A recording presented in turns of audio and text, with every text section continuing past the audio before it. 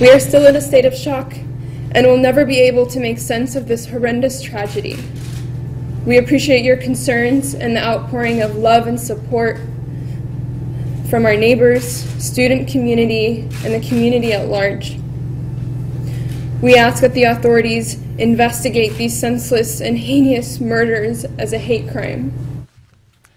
The neighborhood was not in a high-crime area. The people who lived there, mostly a cross-section of those attending college or working in a peaceful college town. And the victim had no radical ties. They were not involved in any threatening activities, and for all intents and purposes were simple, happy people who grew up in nearby Raleigh, North Carolina. They're dead, murdered by a sick and twisted individual.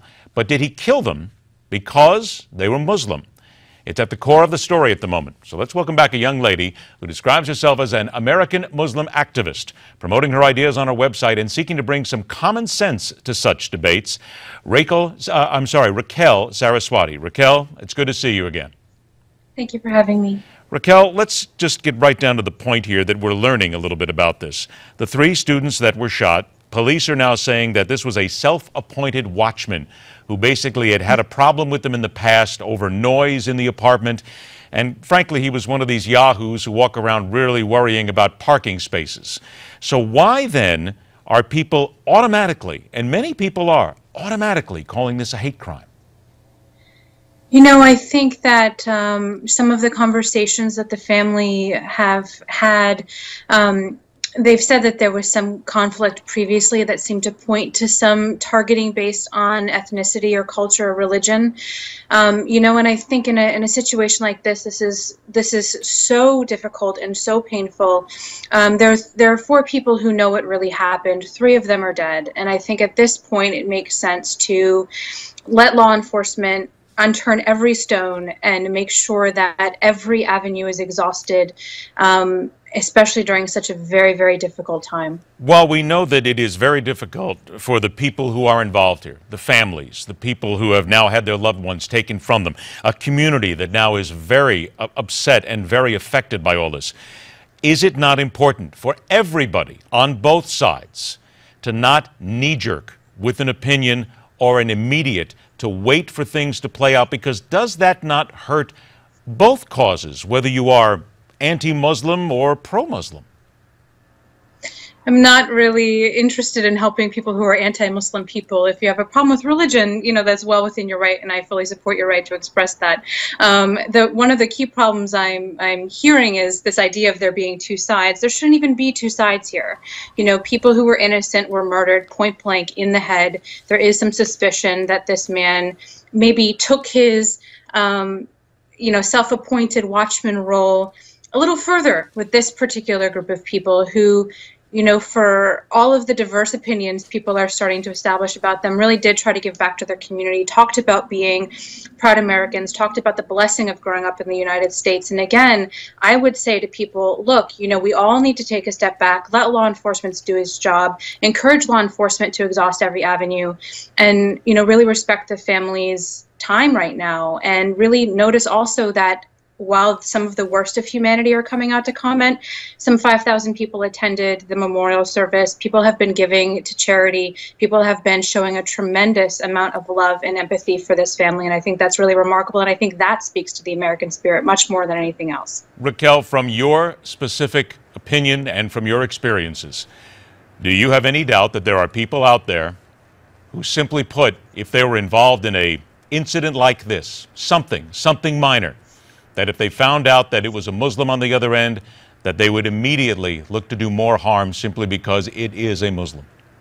Absolutely. You know, there are hateful people among us. To me, that's not the essence of what America is about. There are certainly people with real malice in their heart, from all walks of life. You know, but you do see some of the toxic commentary, and it's not helpful to any of us, right? We need to encourage and really insist that law enforcement do its full job here, exhaust again every single avenue, and remember what unites us, not what divides us. It's interesting how the president, when he comes out and speaks about certain things, he does not want to use extreme Muslim. He does not want to use extreme Islam, if you will, in his comments. Yet when we have something like this happen, it would seem as if the Islamic brand is an immediate focus for people. Why do you think there is this discrepancy here? Well, I think there's, the political response from the president, and then there's the societal response, and those are two very different things, and I admit that I don't know yet if he said anything about this incident. There's been a lot of no, but I guess it's in general. When he talks about it, when he is asked questions, he is very, very hesitant. He does not want to use the phrase militant Islamic or militant or radical. He doesn't want to use that at all. Yet there are many times when something like this happens, people immediately, it's the first thing they think of. They use it for those who are victims. I would say that a lot of people think the same when the situation is the reverse. Whether or not it's politically correct to say everything all the time is different. I think that this is, there are people who want to make sure that people aren't being targeted, and that based on culture, ethnicity, religion, whatever the difference is, sexual orientation, gender expression. There are people who definitely want to make sure that that's not the thing that's sort of dominating in the culture. And I think that, again, it was so much of what America is about. People want to make sure that that's not happening. And so I think people want to rule that out pretty quickly because they care about what America's about. They care about everyone in their community. And so, I think it's tough, right? There's definitely a hesitation sometimes to name it on the part of the political establishment, wherein Muslims like myself, I want to do two things. Number one, if when there is a situation that involves radicalism, I want to name it. However, if there is a legitimate situation of someone being targeted on the basis of their religion, I also care about that, and I want that to be acknowledged, and I want that to be investigated. I obviously have a personal stake in that, So I think we really need to inject, like you said, common sense into all of these conversations. This should not be a partisan issue. This is an issue of 3 young people shot in the head and who are now dead now. I've only got about 30 seconds left. How do we rise above the din then? How do you rise above all the Islamophobia? I don't think that most people are quote Islamophobic. That's not usually a word that I use. I use words like anti-Muslim bigotry, which does exist.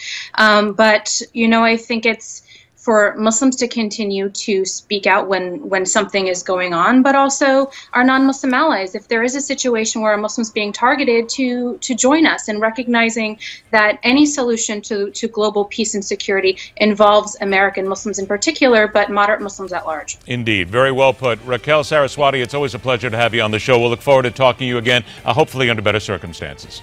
Indeed. Thank you. Thank you. Our weekly stop along the medical highway, and this time, more than just anti-vaxxers.